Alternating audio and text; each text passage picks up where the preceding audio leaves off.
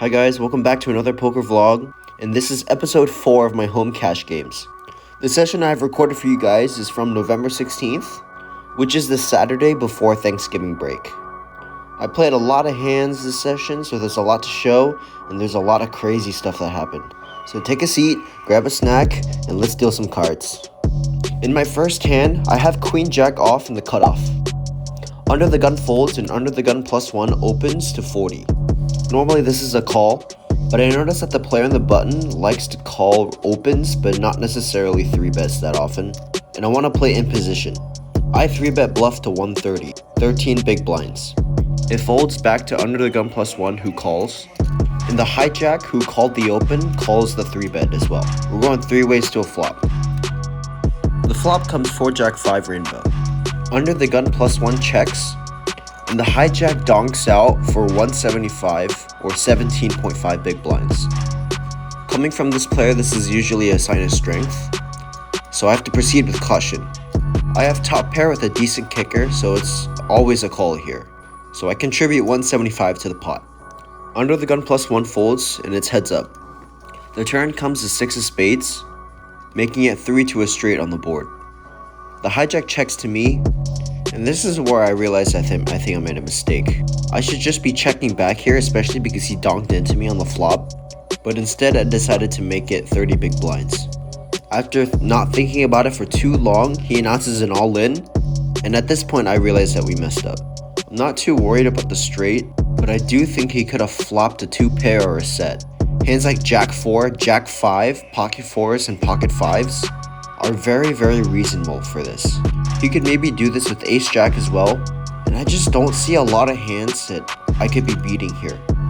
The devil on my shoulder keeps telling me to call, but I feel like it's best to have discipline here. I decide to make the laydown, and my opponent was nice enough to reveal to me his cards. He said he had Jack 8 for top pair with an 8 kicker and a gut shot. I'm completely baffled by this, and I think it's definitely an overplay.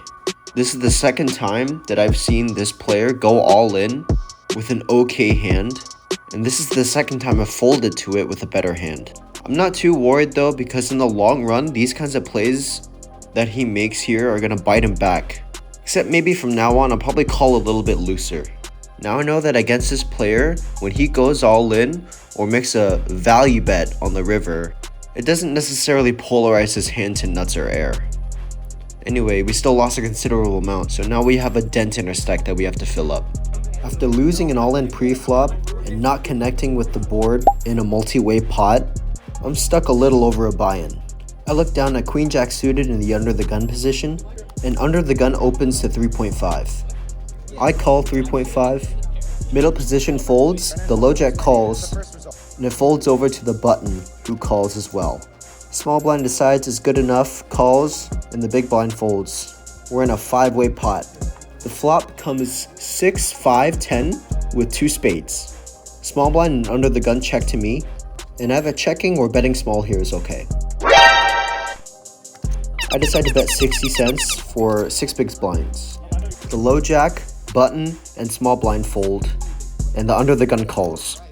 So now we're heads up in position. The turn comes to 4 of spades, giving us the flush. My opponent says he doesn't have any spades and checks, and he tends to not lie very often. Normally I check back here to let him catch up, but I don't think he has any of the low cards, or he probably would have let out pre-flop, or let out on the flop. And so if another low card comes out on the river, or a spade comes out, it'll slow down the action. I decide to go for a small bet of 7.5 bigs. I'm targeting hands like ace high and king high to call, and maybe some straight draw holdings like ace 7 and ace 3. I doubt he has a pair on the flop since he probably would have let out, so that's why I had to bet really small. He calls off the bet, so we're off to see a river. The river comes the ace of hearts, which is a great card for me, because now I can try to target ace holdings to call. He checks to me, and now I have to make a very careful bet to try to get him to call for the maximum price. He seems very weak here, and so I think anything half pot or larger is guaranteed to get him to fold. I place a bet of 250 for about 25 big blinds, which is a little over half pot, and I probably should have sized down a little bit. Apparently we hit the number right on the money though, because he says that's exactly the bet that he would have a hard time folding or calling to. I'm guessing by now that he has like a bluff catcher of some sort, so maybe like a pair of fours. He ends up rolling a dice to see whether he calls or folds, and unfortunately the die tells him to fold. He had jack high, which is crazy that he'd ever call this, but it's whatever. I pick up an okay sized pot. After running into it with hands that I can open but can't call a 3-bet to, or hands that I can 3-bet but can't call a 4-bet to, I'm starting to run into a wall. Furthermore, people are entering multi-way pots, and every time the pots go multi-way, I miss the flop. I need to find a way to pick up a big win soon. I forgot to show my hole cards in this hand, but I have 7-6 suited, clubs in particular. Under the gun straddles to 2 big blinds, and middle opens to 5 big blinds. I look to my left and see that the players and the cutoff and the button, who are the only people who would go after me, tend to call wide to opens, but don't really call that often to 3-bets unless they have something decent. With this in mind, I decide to make a very loose 3-bet. I raise to a lower size of 150 since ideally I'll be playing in position. As I hoped, the cutoff and button fold. The small blind and big blind also fold, and the under the gun straddle as well as middle position calls. We're going 3 ways to a flop. The flop comes 6-9-5 with 2 spades. I'm gonna look pretty weak here, so it's okay to call a donk bet or even a check raise. Under the gun tries something funny and donks into me for 30 big blinds. Middle position folds, and I call off the donk bet. The turn comes to 7 of diamonds, and I drill a monster. Odds are my opponent isn't gonna put me on to 2 pair here, and he thinks I probably have ace high. We have to be careful for the 8 since that'll make the straight, but he's just gonna be bluffing into us so much and with the majority of his range, since I know he likes to take advantage of me when the flop comes low. We'll be calling off pretty much any bet here. He decides to go with a sizing of 650 or 65 big blinds. There's a lot of river cards that will be bad for me, for example a spade, a 4, an 8, or a 10, and I'm likely placing him on a pair of 9s, a pair of 5s, or ace high. I'll put him on hands like ace 9, ace 10, ace 5, and pretty much any other Broadway combination that he wouldn't 4-bet. If a bad river card comes, I'll be forced to call anyway if I call this off, so I decide to jam all in. He calls, and I show my 2 pair. He shows ace 9 for top, and as long as I fade an 8 or an ace, I'll be in pretty good shape. The river comes to king of clubs, which is safe, and I scoop it. In the next hand, we have ace 10 of diamonds in the big blind. Under the gun +1 opens to 3.5 bigs, and it folds around to the button. He calls the raise, and the small blind folds. Since I'll be playing out of position, it's better to raise here and try to go heads up to a flop. I raise it to 13 big blinds, which is around 4x. Both under the gun +1 and the button call, so we go 3 ways to a flop. The flop comes 3 ace queen with 2 spades on the board. I have top pair with a decent kicker out of position. Since I was a pre-flop aggressor and it's an ace high board, I should be continuing here with most of my range. I continue for 12.5 BB, which is a little under a third of the part. Under the gun +1 gets out of the way, and the button calls. It's now heads up to a turn. The turn card comes a little interesting as it's the ace of spades, putting 3 spades on the board, but also giving us trips. Checking or betting small here should be okay, and typically here I should be checking a higher frequency than I should be betting, but in this scenario I decide to bet small. I bet 20 big blinds, which is about another 1/3 of the pot. I'm mainly just trying to get calls from a queen or a worse ace. The button actually raises to 70 bigs, which makes me a little bit uncomfortable, and now I think we might be beat. Upon further inspection though, he kinda seems uncomfortable, and something tells me that he doesn't necessarily have a flush here. However, he also doesn't have that much more behind, so really I should have put him all in here, but I decide to call instead. The river's really bad since it comes to 7 of spades. We're both pot committed though, so he's going all in no matter what, and I have to call no matter what.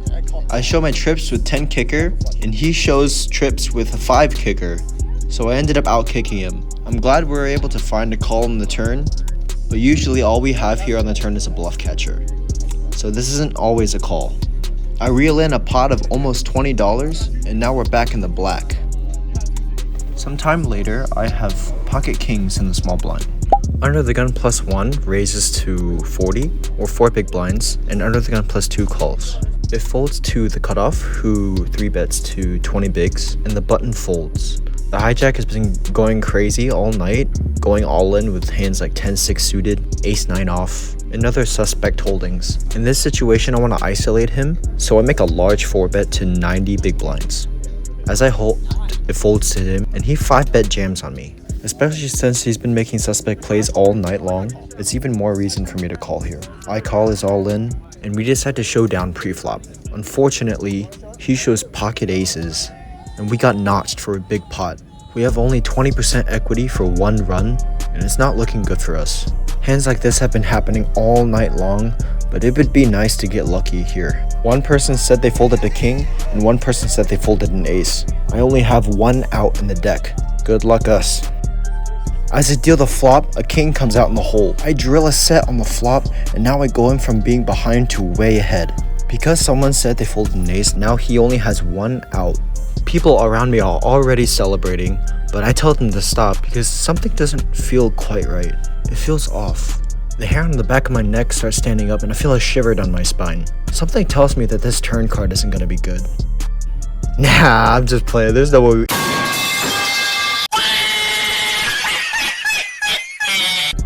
You've got to be kidding me. The ace of hearts comes out on the turn, and now our hand is as good as dead. All our profits went down the drain, and now we have to work twice as hard to get back up to where we were before. We can't be tilted here though. We just gotta keep playing right, and it'll all even out in the end. Oh my god. Like, what do you do?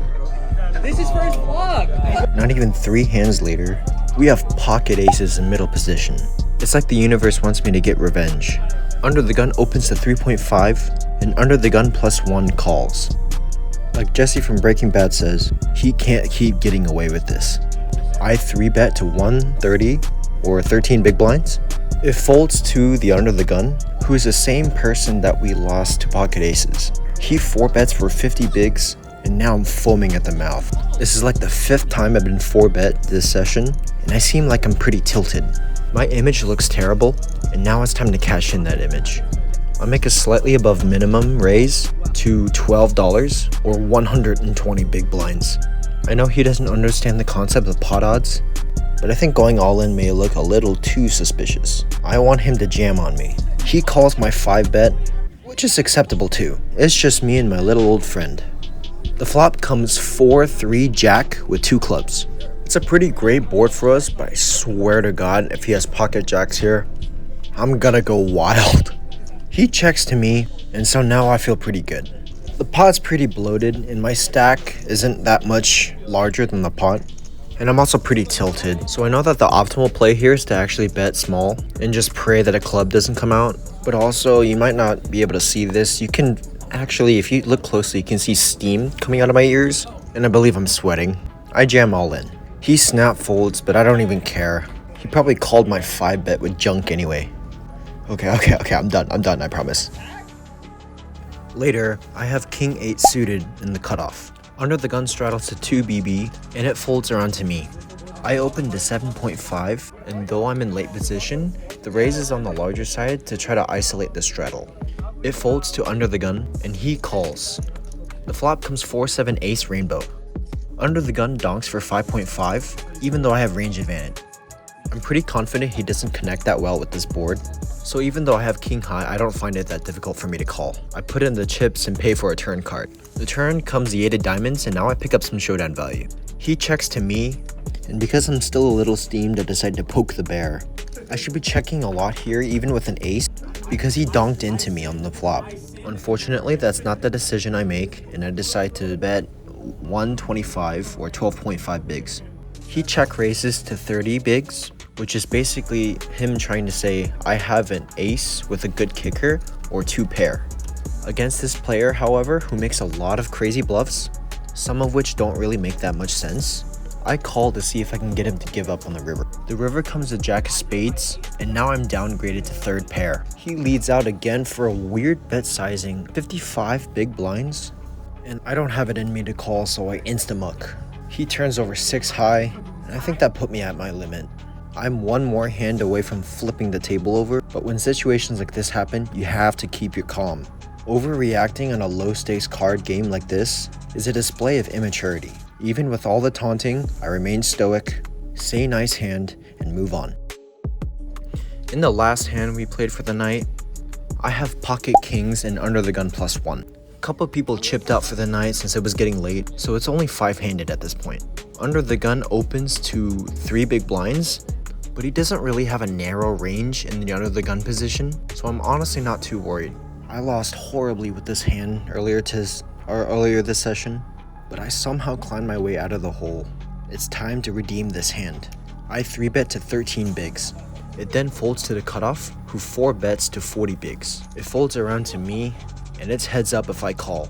Don't really feel like slow playing kings here, so I make a 5-bet to 120 bigs. He folds, and I finish the night just about even, compared to my buy-in anyway.